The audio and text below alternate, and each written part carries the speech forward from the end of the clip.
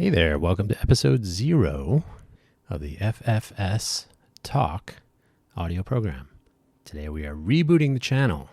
Return from 2021 when I last produced an episode, which those are still up. But today, November 22nd, 2023, we are rebooting the channel and let's see what we can do about talking about what works and what doesn't, what we can do about it. So this show started in late 2020. I think it was, certainly one episode was in December. Ironically, talking about the last mile and the Downtown Project. If you have been listening to my other audio program, the Cafe Genius Impresarios, I will link to that in the show notes. You will know that that has become a topic of discussion for looking back to see what worked and what didn't, and what we can apply to the diversity of our economy and the plans to do that here in the greater Vegas area, so we can learn from the past and apply it to the future. I know that sounds crazy. So this is not an audio program about complaining, although it will probably sound to some like that. I'm often accused, in person especially, of being overly negative and complaining. However, I prefer to think of it as pointing out things that we can fix. I think if you sit around and complain, well, that's complaining. If you are trying to accomplish things and you are pointing out obstacles, you could call that complaining, but it's also a matter of understanding what's blocking progress. And if others can help get that solved, then is it really complaining, or is it just being transparent, sharing ideas and information? So I'd like to think this show is about what I would like to say is observing, identifying, and addressing roadblocks, things that are getting in the way. Nobody doesn't like to make progress, I think. So it's really about what's preventing that. And occasionally, if I can have a guest on, that would be wonderful. Getting guests to commit to a podcast in its early days is always tricky. I've had guests on the other two programs that I've been producing for the better part of this year, 2023, Cafe Genius Impresarios and Let's Innovate for Vegas. It's tricky in general, though, to get guests to commit, so I won't hold my breath. But into 2024, as more people discover these episodes of shows that I am producing and others, I think it's important that we allow, enable, and encourage more people to share their opinions and to point out things that they know or aspects of topics that they are more familiar with. Sometimes people closer to a part of a problem or an issue or a gap have insights that no one hears about. I think that's a problem. So the old shows have a few interesting topics. Like I said, I started out with the Downtown Project and the Last Mile, as I call it. You can listen to those if you want. We've been covering that on the Impresario show, so you don't really need to if you don't want to, but you can hear my views from 2020, December, I think. November and December 2020. And then a few shows after that. However, moving forward, we'll be doing the modern format, and ideally the ffstalk.com website will make a return, and we can self-host the authoritative podcast feed and other related stuff. So there are show notes, as usual. I have a link to our Spotify for Podcasters profile page, which began life as Anchor. If anyone out there is a podcaster, you recall Anchor.fm. Spotify acquired them, so now the world belongs to Spotify. As well, my Buy Me a Coffee page and my Ko-fi, Ko-fi pages.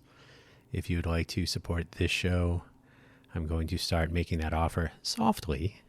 The greater Vegas area is a city of tipping. So if you'd like to participate in that way and support the episodes, or if you'd like to come on, we'd love to have you. Some early topics.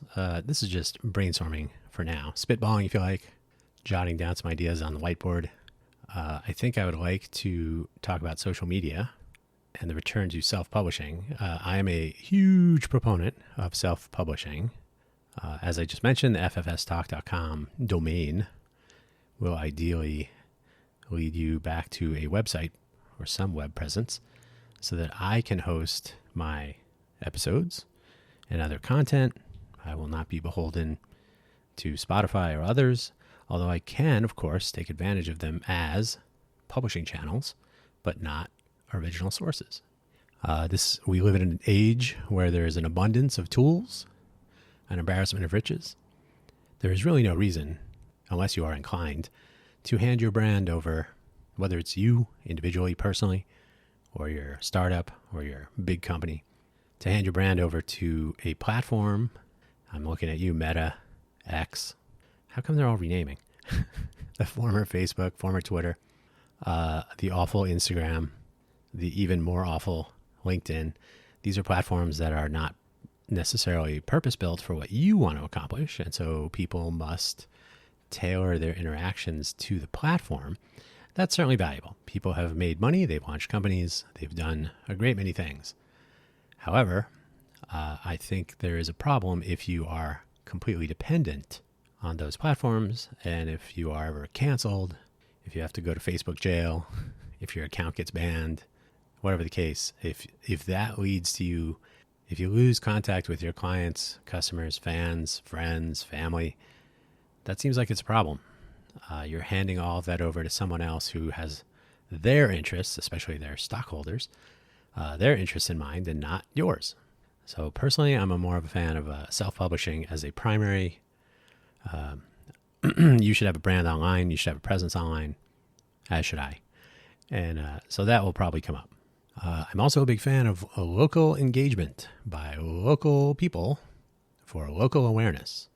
If your local media, newspapers, television, radio media, if they only cover the big stories, or if they are not even local, this is a problem that we had in Sunnyvale, California, where I used to live and work. Sunnyvale is part of the mythical Silicon Valley. And for being the third largest city on the peninsula, San Jose, San Francisco, Sunnyvale, believe it or not, it had no local media, no local newspaper, radio, TV, very little in the way of public gathering spaces, no real town square, so to speak. And so local media is important. It's how people find things out. And if the person writing an article or expressing an opinion or podcasting or vlogging or creating content of any form is in your town, maybe in your neighborhood, and you know them or you can run into them, then there's a certain amount of authenticity, or maybe some trust can be easily assigned or taken away. There is absolutely value in local engagement and local awareness driven by locals. And so I think that's a weakness in the greater Vegas area. There are certainly people podcasting. There are endless numbers of content creators on YouTube, best restaurants, things to do, life on the strip, our recent Formula One race, the ups and downs, and the list goes on and on. But discovery is always a challenge, finding them on YouTube or their content finding you as a suggestion. It's kind of left to chance. So if you're looking for these pieces of media, you may or may not be aware of them or may not find them. We live in a fire hose world where there's a lot of stuff coming at us. So having a locally focused platform for engagement and awareness, I think, that's important. And it's something that we sort of did in Sunnyvale, something I'm talking about in today's episode of Quaggling Sand and the launch of Radio Sunnyvale back in the day. So if you're interested, I'll post a link in our show notes to the Quaggling Sand profile page where you can listen to those shows. That's my other show I'm rebooting. So good times. I talk about cultivating a culture of innovation a lot in the Innovate for Vegas podcast, Let's Innovate for Vegas. Innovate for Vegas Foundation is a nonprofit I'm the managing director of. The name says it all. We're trying to find civic volunteers who want to work on innovation to enable and encourage ideation, innovation, and implementation to make our communities better. That's our purpose statement. So we're trying to get people to do exactly that. And it's not as easy as it sounds. Culture of innovation is something that doesn't really spring up overnight. It sort of develops over the years. I frequently make allusions to Silicon Valley, which did not start in 1993, coincidentally when I moved to Silicon Valley. That was basically the end of the Bush recession, the Clinton Gore years. Gore invented the internet right around then. So right around then, things sort of took off. But that was really about venture capital and financing speculative projects and the explosion of napkin business plans and so on. The culture of innovation in Silicon Valley really started in the late 40s with Professor Chernin moving to Stanford from the East Coast. I think he was at Columbia. A renowned radar engineer, took Stanford by storm, was the bridge to some government money, encouraged Hewlett and Packard to start their little company in their shed, garage, convinced Shockley to move his semiconductor efforts to Palo Alto after he won the Nobel Prize for Physics for transistors. And that's where things began. Really, Silicon Valley was actually about silicon and real innovation. And that's a culture that developed over time. Didn't hurt that there was that government money. Didn't hurt that there were schools like Stanford and Berkeley. Lockheed, the U.S. Navy, would make an appearance in the Bay Area. Port of Call, Liberty. There was a lot of stuff going on. But all those things sort of started gravitating to the middle. Semiconductors, technology, and people who were innovative, gathering near each other and making it happen. So cultivating that culture is something that I will definitely touch on here, because I think a pointed discussion on things that we can do better about doing that, if we want to, needs to happen. And it needs to happen frequently so that we know what we're doing and what we're not doing. As the saying goes, what works, what doesn't, and what we can do about it. The value of meeting people is another thing I can touch on. The Cafe Genius is a project that I have for examining our economy and having experimental meetups to encourage that culture of innovation I mentioned. And one of our early undertakings was a collaboratory, that's C-O-L-A, collaboratory, on better meetups. My take from that series of meetups was that when you have a meetup, the organizer should have a set of OKRs, objectives and key results, whereas the attendees of meetups usually have KPIs, key performance indicators. Would I attend this meeting again? Would I tell someone else about it? Did I find value? Right? That's almost identically found across all types of meetups, whether it's a casual social gathering or a lecture style meetup or a networking event in general. And there are many, many flavors. And when you attend these as an attendee, you're pretty much looking for those simple results. Could I have gone somewhere else? Opportunity cost and all that. If you're organizing a meeting, though, it's important to have some sort of notion of what you're trying to accomplish. And I think oftentimes the simplest metric, and the one that can be very misleading, is attendance. How many people showed up? That's all that matters. By way of example, I often say, suppose we have a meetup and 50 people show up. And then the next month we have a meetup and 100 people show up.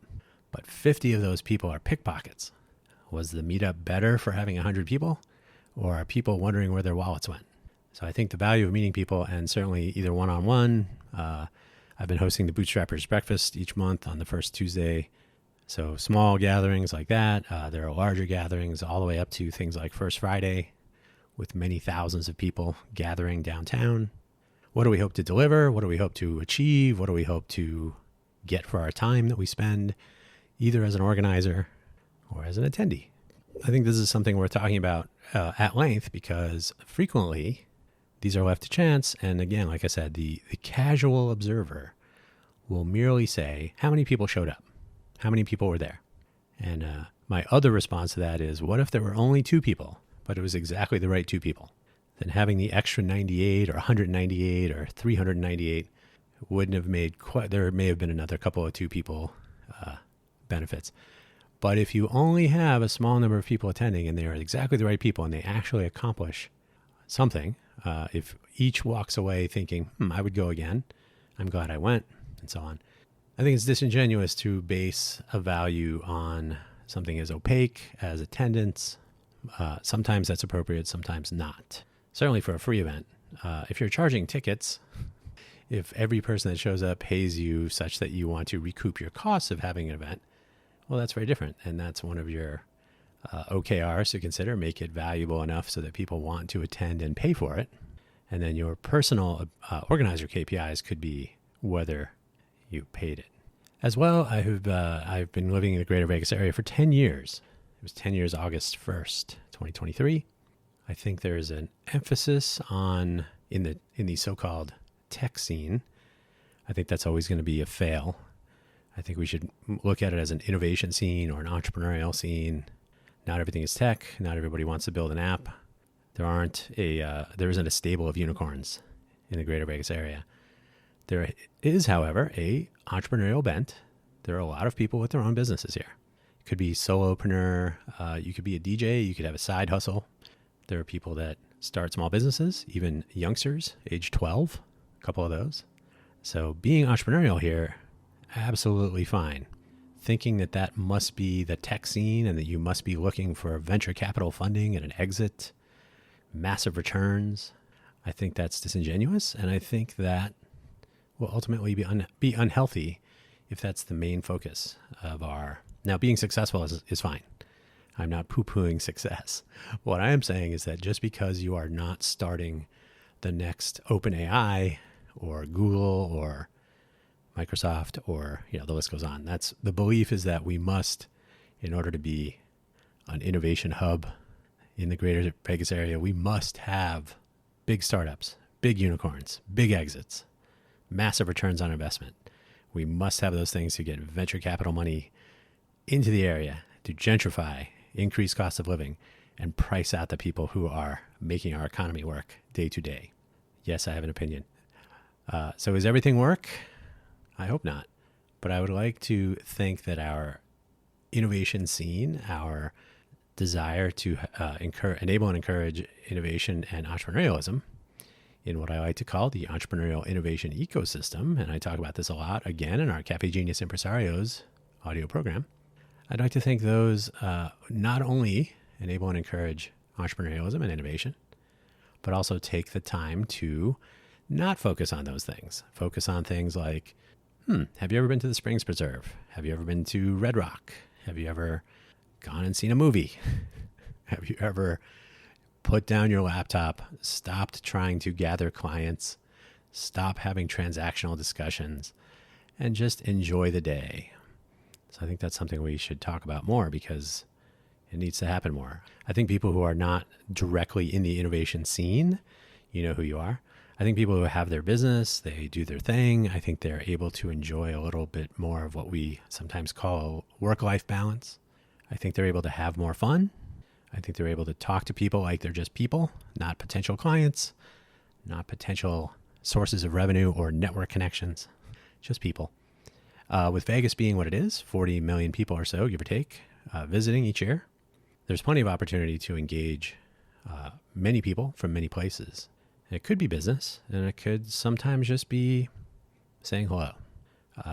From my travels with Intel many years ago, engaging with so many people in different places with different backgrounds, I've come to appreciate that much more the value of merely talking to people, getting to know people, what they're doing, what they're working on, what I'm working on. Maybe we'll work together. Maybe we'll collaborate. Maybe there's a business opportunity. But also maybe it's just somebody cool doing something interesting, and maybe they're going to come to Vegas, or maybe I'll run into them in another country, or who knows. So sometimes just talking to people and getting to know them like they're people, rather than having superficial relationships built on business possibility, is worthwhile. I think it will make a stronger entrepreneurial innovation ecosystem, cultivating our culture of innovation by examining and elevating our meetings with people. Everything fits together. That was kind of a contrived list, but this is only episode 0. Give it some time. So like I said, the old shows are still published on the former Anchor, which is now Spotify for podcasters. I have a link to that in our show notes. I'm bringing this show back, so ideally it will appear in the same places. So as I still publish it through Spotify for podcasters, it will appear on Spotify's main site with the older episodes as well. And it will hopefully appear in some new places. I need to set up the link, republishing, the RSS sharing scheme, syndication scheme to share to things like to Amazon Music and so on. But yeah, once I get that going, it'll be more available in, quote, the usual places. But self-hosting, again, is the best way to go in the brave new world of the internet. So authoritative publishing should be and will be, again, I believe, the real deal. The new episode scheme is it moving forward. So the episode numbering starting with 0, the typical show note with links. I know most people do not examine show notes. They don't look at the descriptive text, I suppose, found where you do find your podcasts. And I think part of that problem is that different sites do different horrible jobs of rendering that information. RSS does a reasonably bad job of enabling the embedding of that information. The RSS format, if you're not familiar, is an XML mess with various extensions and so on. Personally, I'm looking at, supporting legacy, of course, but I sort of think that schema.org is an interesting way to embed sharing information, enclosures, the equivalent of, and other relevant specific marked data for each podcast episode in a human readable form, so that the RSS feed / episode page, all these things can be one rather than generating one from the other, leaving out information, formatting it badly. Spotify, for example, will not really make a list with subheads like heading tags and unordered lists. It does a horrible job of rendering those. And I believe often people will not even notice that there's a links section if they find the episodes on Spotify, for example, spotify.com. So yeah, I think there's a lot of work to do to make things better. I think, like I said, our need for local engagement and local awareness, we in the greater Vegas area, given the number of people who come here, should be flaunting the various people who create content about the many, many, many things going on here. How many podcast episodes do you suppose were published before, during, and now after the first Formula One race in Las Vegas, on the Strip this time, since 1982? Big deal. And its impact on the local economy and local workers and local in general. You'll hear a lot of news on the national scene about the race itself and about the big dollars, but what about the small people, the locals, the individuals, you and me? So getting information out to people so they can find it, I think, is very important. That includes content creation, YouTubers, podcasters, etc., bloggers, people who have opinions and thoughts. How about people who are starting their own businesses? Guess what? If you're not the Sphere or the Oakland A's, if you're not tearing down a resort as old as the Tropicana to build a crazy baseball stadium, if you're not tearing up the streets to race cars, if you're not killing someone with your car or other weapons on the Strip or elsewhere in Greater Vegas, you are not likely to get coverage in our local media scene. You'll get a little bit sometimes if you're lucky, but good luck with that. And it's unlikely that you'll get more coverage unless you do something really crazy. So I think a healthy entrepreneurial innovation ecosystem is one of the things. It's something I talk about again in our Cafe Genius Impresario show with impresarios who are people that are entrepreneurial and innovative. Again, guests are hard to come by, but we have them now and then. If you want to be a guest, give us a shout. And this will bring us to the end of this first episode. It's obviously short. There's no actual issue. It's very meta, talking about the show about the show. But I do hope that you will consider subscribing and tell a friend. And if you have an issue that you think needs attention, needs examination, observation, ideation, should be addressed with some sort of path to solution or improvement or elevation, maybe this is the place. Or maybe as part of the larger In Las Vegas project that Innovate for Vegas and my company, Really Cool Technologies, is working on. But we'll save that for later. Thanks for listening. Check out our Spotify for Podcasters profile pages for FFS Talk. That's this show. Quaggling Sand, which is my other show. It's about stories and looking back to look forward. Let's Innovate for Vegas and Cafe Genius Impresario. So I have links to all those profile pages, which point to other places to download them, on this show notes links section. So do check it out. Thanks for listening. We'll catch you next week with an actual episode 1, about perhaps one of the topics I mentioned or something else. Take it easy. Happy Thanksgiving. If you are listening to this on Thanksgiving, well, thanks.